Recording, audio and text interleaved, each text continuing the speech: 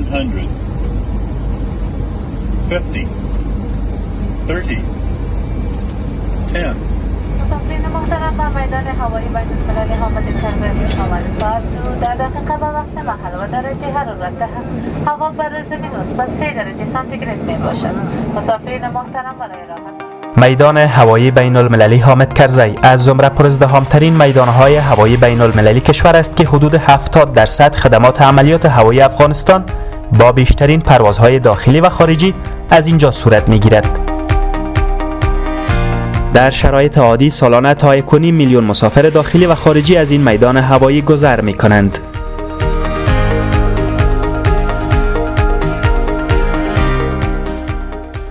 میدان‌های هوایی به مثابه وسیله بهتر برای داد و ستدهای بین المللی دانسته می‌شوند. میدان هوایی بین المللی حامد کرزی به عنوان دروازه هوایی افغانستان مهاد به خشکه نقش عمده را در ارائه خدمات حمل و نقل هوایی محلی و بین المللی بازی می‌کند.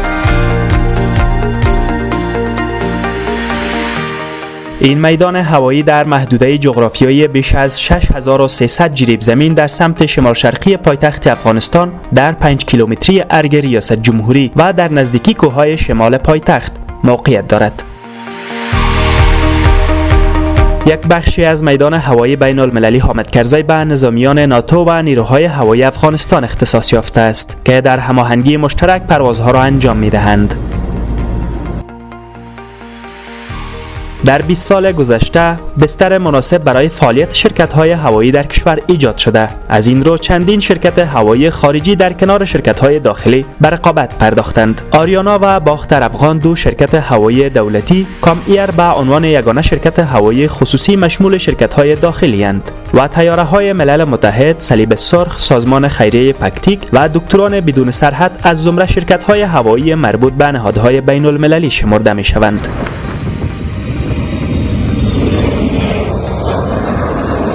فلای دبی، امارات، الجزیره، العربیه، ترکش، ماهان، ایر اندیا، پی آی ای و اسپایس جت از شرکت‌های هوایی خارجی اند که در میدان هوایی حامد کرزی هفته‌وار نشست و برخاست می‌نمایند. در شرایط عادی در هر ماه به طور اوسط حدود 300 تا 500 پرواز داخلی از این میدان هوایی صورت می‌گیرد و سالانه نزدیک به نیم میلیون مسافر از پایتخت به سایر نقاط کشور و بالعکس رفت و برگشت می‌کنند. اغلب پروازهای محلی به مقاصد میدان‌های هوایی بین‌المللی احمدشاه بابا در کندهار، مولانا جلال الدین محمد بلخی در بلخ و خواجه عبدالله انصاری در هرات صورت می‌گیرد. همین گونه به طور ماهوار حدود 400 پرواز بین المللی از این میدان صورت می گیرد که در پروازهای بین المللی سالانه حدود 800,000 مسافر رفت و برگشت می کنند. پر رفت و برگشت ترین مسیرهای هوایی خارجی با کشورهای عربستان سعودی، امارات متحده عربی، ترکیه، ایران، مسکو، ازبکستان، چین، تاجیکستان، هند، پاکستان، قطر و کویت می باشد. ارائه خدمات و فراهمسازی تسهیلات مسافرتی از مبرمیت‌های یک میدان هوایی دانسته می شود. میدان هوایی حامد کرزی یک ترمینال محلی برای خدمات پرواز داخل کشور و یک ترمینال بین المللی برای خدمات پروازهای خارجی دارد که همزمان دارای ظرفیت صدها مسافر می باشد. اداره هوانوردی ملکی ایجاد یک ترمینال بین المللی با طراحی جدید را جزئی از برنامه‌های آینده این میدان هوایی می داند.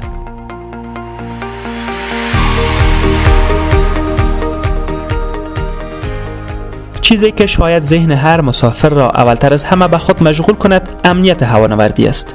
بخشی از خدمات امنیتی این میدان توسط شرکت اماراتی گگ تامین می شود که دارای تجارب کافی و برابر با معیارهای سازمان بین المللی ایکاو می باشد. در آخرین مورد مرکز امنیتی مجهز به سیستم جدید امنیتی در این میدان افتتاح گردید. این مرکز کنترل با نصب 760 پایه کمره امنیتی دارای قابلیت‌های فوق‌العاده است و تمامی ساحات قابل دید میدان هوایی و اطراف میدان هوایی را تحت پوشش قرار می‌دهد. پلیس میدان هوایی بین المللی حامد کرزی در سال 1399 بیش از 185 گرم طلا بابت پروازهای خارجی، 9.5 میلیون دلار پول نقد، 84 کیلوگرم مواد مخدر، 127,000 اموال ممنوعه مختلف النوع و 4 اثر باستانی را از نزد قاچاقچیان کشف و ضبط نموده است.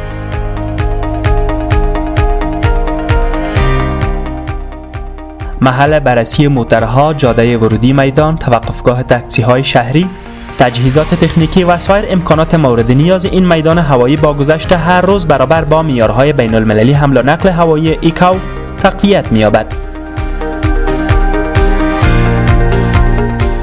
این میدان دارای 5 رمپ یا محل توقف طیاره، 2 تکسفه، 1 خط پرواز یا رنوی با طول 3.5 کیلومتر و عرض 45 متر می باشد. واحدهای فعال در میدان هوایی بین المللی حامد کرزی مشمول نهادهای دولتی و خصوصی اند.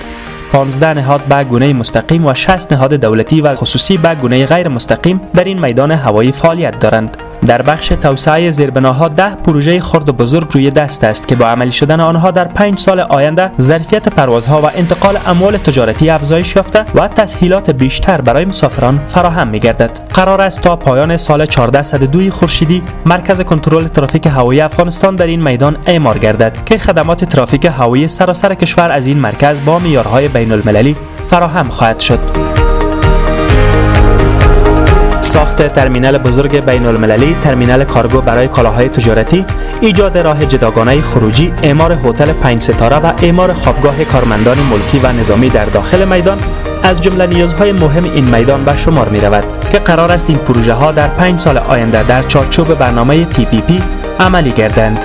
افغانستان دارای 64 میدان هوایی است که از این میان 24 میدان زیر چتر اداره هوانوردی ملکی افغانستان فعالیت می کند.